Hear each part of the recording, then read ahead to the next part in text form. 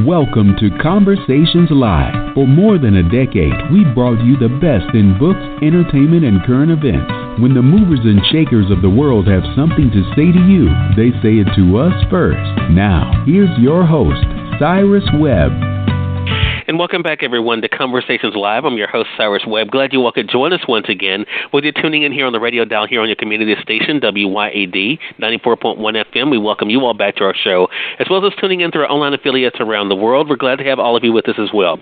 Peter Rosenberger is making his first appearance on our program this year to talk about a new book I think a lot of us will really appreciate. I know that I did. It's called Hope for the Caregiver, encouraging words to strengthen your spirit. We're going to talk to Peter not only about his own journey as a caregiver, but what it's been like for him to talk to others who've been able to have that privilege, as I've been able to do, and also how he's been able to help them in some of the challenges and difficulties that they face as well. I think one of the biggest things that I took away from the book that I think you all will appreciate is that you're not alone in what you're going through. Of course, all of us deal with things differently. We'll talk to Peter about how he addresses that in the book, but also to let us know that we're not by ourselves and that there are things that we can do to make things a little bit better. If you're just not hearing about the book, we'll tell you at the end of our segment how you can be able to get it for yourself. But Peter, hello to you and welcome to the program. Good morning, good afternoon, good evening. Thanks for having me on here, Cyrus. I'm not exactly sure what time this will all air, so I'm covering all parts of the day.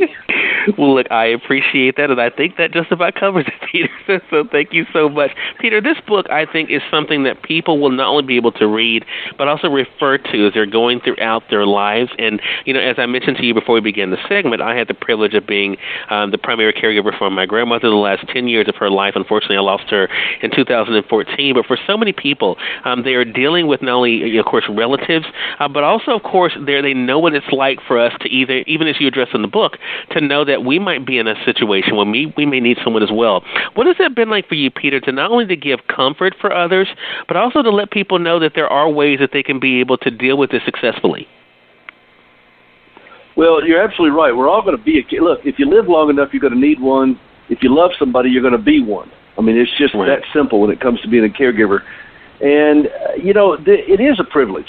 It's a privilege to care for somebody in this level, but it's not without cost. And you will lose yourself very quickly in this if you're not careful. Most caregivers suffer from what I call the 3 I's. We lose our independence, we become isolated, we lose our identity. And ask a caregiver, how are you doing? And they start speaking in first person plural or third person singular. They'll say, well, we just got home from the hospital, or our situation is this, or he's not doing well, or she had a bad night. My journey is helping my fellow caregivers learn to speak from their own heart, and that's where my greatest joy comes in, is when I'm able to connect with fellow caregivers and help them discover their own voice, to say, you know, I'm tired, I hurt, I'm angry, I'm resentful, I'm terrified. I don't care what comes after the word I. Now we can have a conversation because we're dealing from the caregiver's heart at this point, not speaking generically for their loved one. And that's a hard thing for caregivers to do, Cyrus. It's a lot harder than people realize. Right. And it's a real privilege for me to come alongside a fellow caregiver and help them discover the I word. And not in a narcissistic way, but in a healthy way. And that's the whole point of it is, you know, look, healthy caregivers make better caregivers. And if you've got somebody who is so torqued up with resentment or have been lost themselves in this thing, they're just drowning emotionally, you know, they're not going to be able to sustain the marathon that is caregiving. And so people have done this for me over the years. Nobody's quite done it the way I'm doing it for others because I've aggregated a lifetime. I've been a caregiver now for over 31 years. Right. And for a wife with severe disabilities. But I've aggregated the wisdom I've collected over a lifetime of this, and I'm making it very laser beam and easy to understand. And Cyrus, my book is so easy you could read it in the bathroom. I know because that's where I wrote it. You know, this is not a complicated thing that I'm doing here, but it's very precise, and I speak fluent caregiver in it. Right. I think that is so true. And I think the other thing that comes through is, for one thing, the appreciation and the understanding of what the fellow caregivers are going through, Peter, that comes through in the book, but also the understanding that none of us are perfect in this. One of the things that you wrote that really struck me in chapter 30 of the book, the chapter is entitled, When Emotions Turn Self-Destructive. There are two things I want to key in on. You first mentioned, of course, we live in a broken, fallen world where bad things happen, and reminding us that we're not perfect. I think just like for those who are parents, I'm not a parent myself, but I've heard on this program over the years, parents talk about the guilt they feel about not knowing exactly what to do when it comes to taking care of a child or raising a child. There is, I think, this thing that we all go through, especially when it comes to caregivers, that we're not doing it right. There are things that we could do better. What does it mean like for you to kind of give that kind of assurance that none of us are going to get it right, but it really is about finding what works for you and doing the best that way? Well, it's not about getting it right. It's about being right, and being right in your own heart, of being in the right place. I'm the crash test dummy of caregivers, Cyrus. I mean, if you could fail at it, I failed at it, and we're going to mess it up. But I heard a great sermon not too terribly long ago about that it's possible to be doing the right thing but not be in the right place in your heart. And I see that with a lot of caregivers. We're doing the right thing, but we're doing it with a really dark heart. And we're mad, we're resentful, we're scared, we're lonely, and all those kinds of things. And so what I want my fellow caregivers to do is learn to take a deep breath and realize that, you know what, we're not going to get this thing right every time. Perfection is the enemy of the good. Sometimes I think we're so torqued about trying to make it perfect that we won't that we'll put this unreasonable set of pressures on ourselves. And sometimes it's not about getting it right. Sometimes it's just about doing the next right thing. And the next right thing may be just to take a nap. It may be to just sit down and have a bowl of soup. You don't have to get real grandiose on this thing.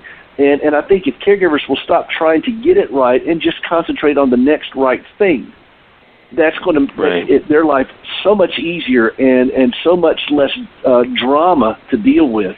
When you put that kind of pressure on yourself to get it perfect and get it right every time, you're gonna end up coming up short, and you're gonna frustrate yourself, your loved one, and ultimately it's going to take you into some dark places.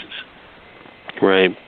And that can come even from people who might mean well. Peter, you addressed that in the book. I want to talk about it. I want to first say for those who are just tuning in, either on the radio side or online, you're listening to Conversations Live. Peter Rosenberger is joining us for this segment. He is the author of the new book, Hope for the Caregiver, Encouraging Words to Strengthen Your Spirit. We're going to tell you at the end of our segment how you can get your own copy. Peter, you alluded to faith there, and I think faith is a big part of what you share in the book.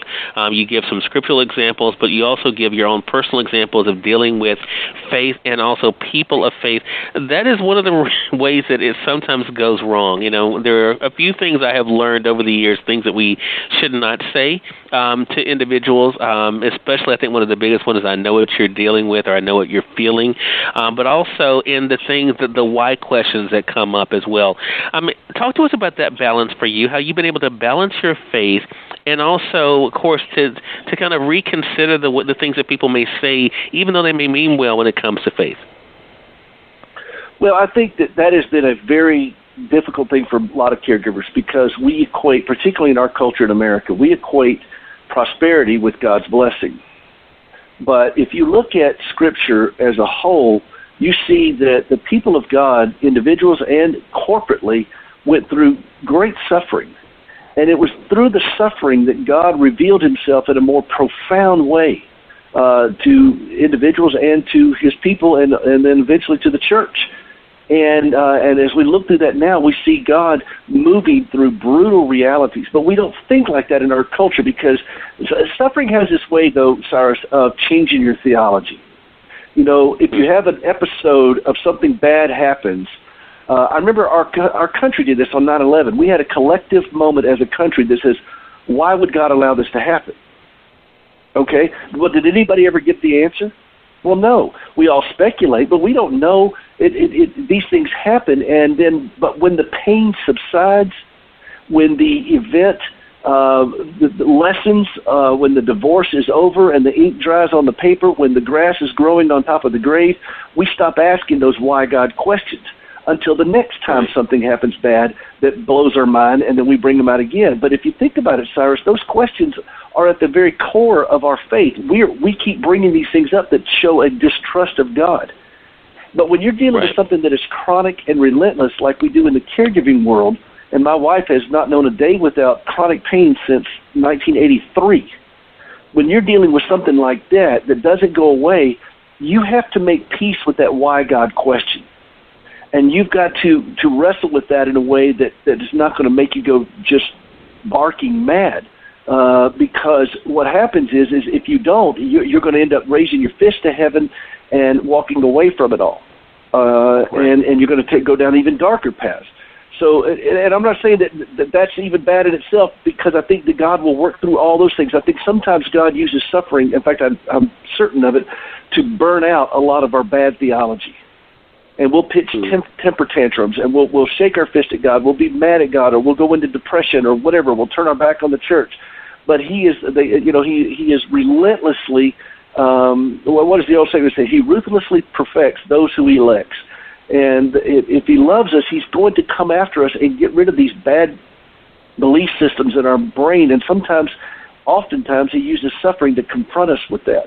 And so when church folks see people who suffer, but they're not suffering themselves, they're still trying to work out their own understanding of God's provision in this thing, and they'll say some of the craziest things, some of the most hurtful things. Yes, they may be well-meaning, but in their well-meaningness, they end up causing more damage, heaping more guilt, more frustration on people who are already feeling like God is walking on them with golf shoes.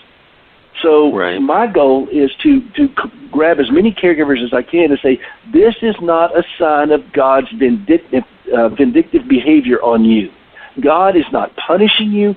God is revealing Himself in a way that you would not normally see. And you can trust Him in this. How do we know we can trust Him on this? Well, that's when I stop looking at my hands, because I don't see any nail prints in my hands. But there are nail prints in His Son's hands. And when He stretched out His arms and gave His life for us on the cross, okay, He loves us that much. He bore the penalty of something far greater than my wife's 78 surgeries and both of her legs amputated and 34 years of chronic pain. He bore the penalty of something far greater than that, far greater than 9/11, far greater than Alzheimer's, far greater than this shooting out in Texas at this church. There's a greater horror that Jesus Himself stood between us and it. And if He loves us that much, then I'm going to trust Him. I'm willing to trust Him with all these other things that just don't make sense to me. And I need to stop trying to figure out things that I simply just can't figure out this side of heaven. And anybody that tells you they do, Cyrus, well, they'll lie about other things too. Because you can't figure some of these things out. It doesn't make any sense this side of heaven. So we trust this great God of ours. And I think the best example I have of this, Cyrus, if you indulge me, when my oldest son was 2 or 3 years old, he was in nursery school, and he fell and gashed his chin really bad. And we had to take him to the doctor. He got stitches. And I had to hold him down while the doctor sewed him up. Now, they put anesthesia in there, and he didn't feel it. It wasn't necessarily pain, but he was in terrible fear. And he kept looking at me with this tremendous fear and distrust as he stared in my eyes, and I was holding him down while the doctor sewed up. Well, I couldn't explain to him antibiotics. I couldn't explain to him sutures and all the kind of things. He would not have understood that, and I found myself saying over and over to him, it's okay, son, Daddy's here. It's okay, son, Daddy's here. Well, let me tell you something. If you look through all of Scripture, you're going to see that same theme. It's okay, Daddy's here. Daddy's here. And He assures us with His presence, even in the midst of all these horrible things that we have to look at as caregivers, that we have to groan over. If you've never watched somebody go into a seizure, it's a horrible experience. If you ever watch somebody go into respiratory arrest and code and they're blue, it's a horrible experience. I've done all of these things. I've watched Gracie groan in hours in pain. Every day my heart breaks looking at her, and I have to go back to Scripture. I have to go back to the great hymns of the faith and all these things and say and see where God says throughout all Scripture, it's okay, son, Daddy's here. Daddy's here. Yeah. And I don't understand it. I don't particularly like it. but I'm going to trust him in it, and I want my fellow caregivers to know that they can as well, too. And if anybody else says that, they may not listen. But if somebody's doing this for 31 years, you might want to listen. Right. For sure.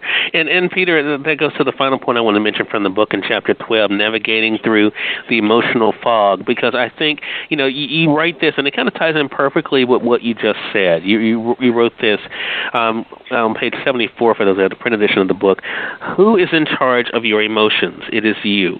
Or have you formed the unfortunate habit of letting other people or troubling situations determine the quality of your thoughts and the direction of your day? Do you wake up every day and ask someone else what kind of day you will have? As a caregiver with big responsibilities, you owe it to yourself and your loved one to learn how to control your emotions before your emotions control you. You go on to say this: your emotions will inevitably change, God will not. So what is your hope, Peter, as people hear this conversation and read this book? What do you hope they realize, not only about what is possible, as we kind of said in the beginning of this conversation, but how they can be able to find the help that they need through their faith and also through others? Because you also talk about counseling. That may be one of the ways that people can benefit as well. What do you hope they're able to realize about how they can be successful in this journey? Well, what I hope every caregiver, my number one goal for every caregiver is that they learn to function in a healthier manner in this thing. Quit trying to fix it, quit trying to solve it, quit trying to take charge of it or control it, because you can't. It's bigger than you. But you can learn to live more peacefully in it. You can learn to live more healthily. I cannot fix the chaos, but I can navigate in it. When a ship is out in a storm in the waters, you can't fight that storm from a ship. You're just going to have to learn to ride it through. And this is what I'm hoping my fellow caregivers can do, and they can learn this with calmness, with peace in their heart, and eventually, if we do stand at a grave, we can do so without clenched fist. I can't push a wheelchair with clenched fist, and I don't want to be mad at my wife, at friends and family who didn't help the way I thought they should have, at medical providers, or myself, or God. And I want to live more peacefully with this. Right. I think that's it. I think that's a great lesson for all of us. Again, everyone, Peter Rosenberger has been our guest. Great conversation with you. Peter, the new book is called Hope for the Caregiver, encouraging words to strengthen your spirit. There's so much in this book I think people will appreciate, Peter. So glad that you could be able to share a part of your own journey and use that really, I think, as a touchstone for us to have the conversation with ourselves and with others about how we can be successful in this journey of being able to allow our faith to help us, but also realizing the limitations that might be there, but being able to make the most of each and every situation and each and every day that we have as well. I think the other great point that I took away from what you said in this conversation, Peter, is not losing yourself as well. And I think that is something that is so important too. The book is available through our friends at Amazon.com or through your favorite bookstore. And Peter, how can our audience stay connected with you? Caregiverswithhope.com. That's my website for all the things we do as caregivers. And on the radio every Sunday afternoon, and then on Facebook, Caregivers with Hope, and Twitter, Hope for Caregiver, the number 4, Hope for Caregiver. Gotcha. So make sure you're definitely staying connected with Peter there. Peter, again, thank you so much, and looking forward to our next conversation together. Listen, it's a real treat. Thank you for taking your platform here and addressing this need that is affecting 65 million Americans. It means a lot that you took the time on this. It really does. Well, the pleasure is definitely on mine. Glad to do it and glad to have you back. And we thank your audience for tuning in to another great segment of Conversations Live. Until next time, I'm your host, Cyrus Webb, saying as always, enjoy your day, enjoy your life, enjoy your world. Make sure you take out time to enjoy some good music as well as a great book. Thank you all for choosing Conversations Live today. You all make it a great one.